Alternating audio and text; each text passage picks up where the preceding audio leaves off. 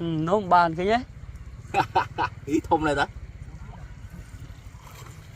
Chứ rồi, từ mà tôi nói ban con video men. Ba chuẩn bị xu bông mang vào này này bông mờ cái bong sàn này như thế. Nơi khang phong phải trị nụ bông ôn dương có bông tại điệp trong spiên trong từng mờ cái bàn đó tam đàn tu sna với tao tao không bông Tao thôi thấy mà mấy má ăn chút chén đi ba chi tắc á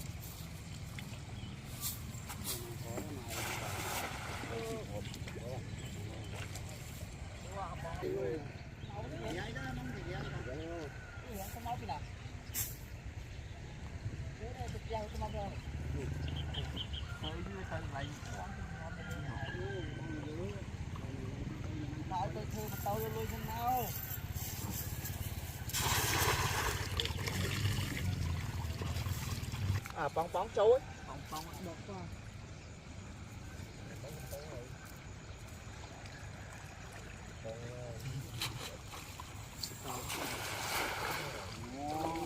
trai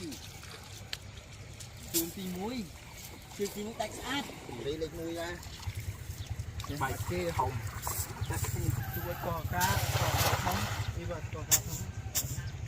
cá không cho bao nhiêu cuốn nói được thôi đang một cái nữa rồi nó bốc bán nó mà bốc cái là hốt cứ bán mua cái slang ấy bốc slang bốc nó rồi thấy nó rồi phải nó bọt ốc đây ôi một tròn như thế nhá nụ nghe vậy cô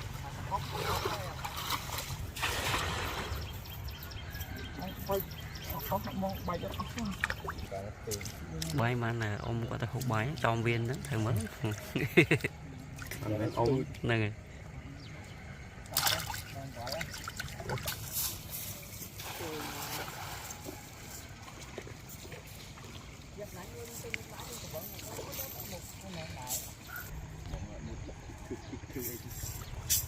màu bạc hạt màu bạc khai thì bắt thấy thở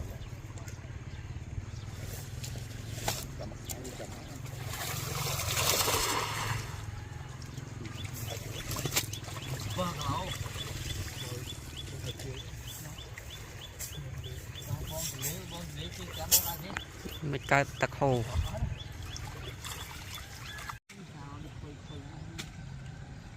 ta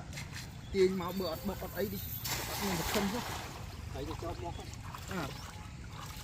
ta thương bọt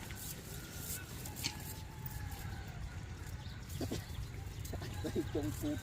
trong rừng cút ta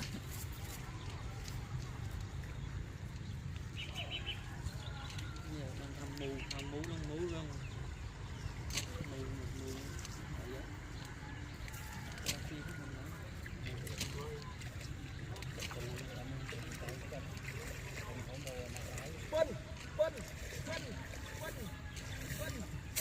đi này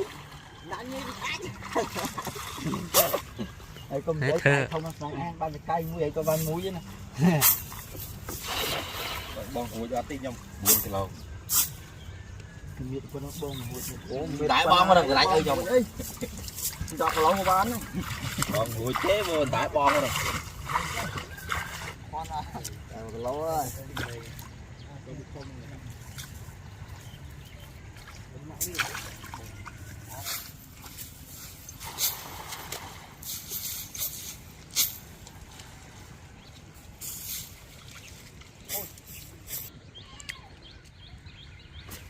bốc này uống nhẹ sạch bài chứ thấy bốc đang này ăn không chiên món không tao biết bốc lá vô bốc ăn không nắng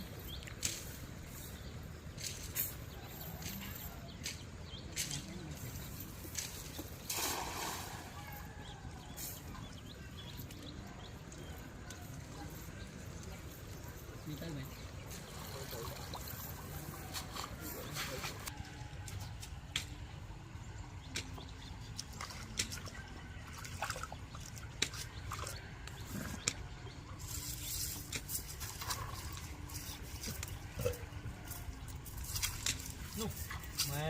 Slang tít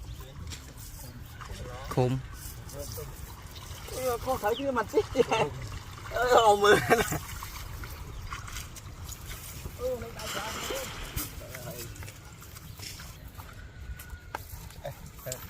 mà ta sẽ xin sai sẽ xin ngắn chết rồi lạ ố đại đi mớ bỏ phật lang mớ đi ngon lấy đi chết thì mớ đạch hai nó đăng bán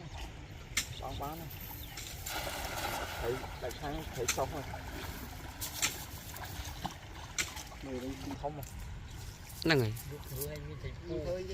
xuôi mau ra cồn qua đây thôi được tới nè đại ngáy nè là